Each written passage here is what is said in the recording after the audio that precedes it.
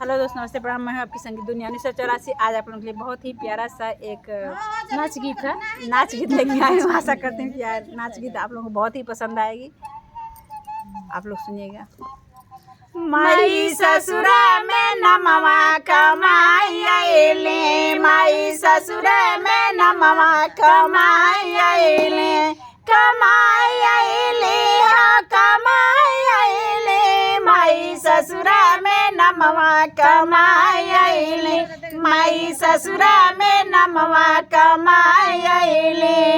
हमरे ससुर जी के तीन बेटा हुआ, हमारे ससुर जी के तीन बेटा हुआ, तीनों में झगड़ा लगाई आइले, माई ससुरा में नमवा कमाई आइले, माई ससुरा में नमवा कमाई आइले, कमाई आइले हाँ कमाई आइले, माई ससुरा में नमवा कमाई आइले, माई ससुरा में नमवा कमाई आइले।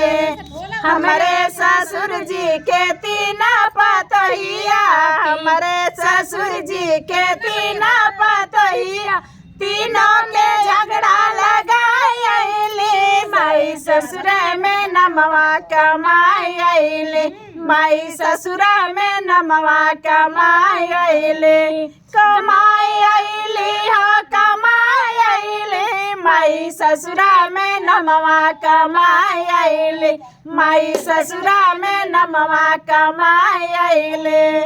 हमारे ससुर जी के तीन बेटी हुआ, हमारे ससुर जी के तीन बेटा हुआ, तीनों के ससुरा भेजा आइले, माई ससुरा में नमवा कमाई आइले, माई ससुरे में नमवा कमाई आइले, कमाई आइले हाँ कमाई आइले, माई ससुरे में नमवा कमाई आइले, माई ससुरे में नमवा कमाई आइले, माई ससुरा में नमवा कमाई आइले।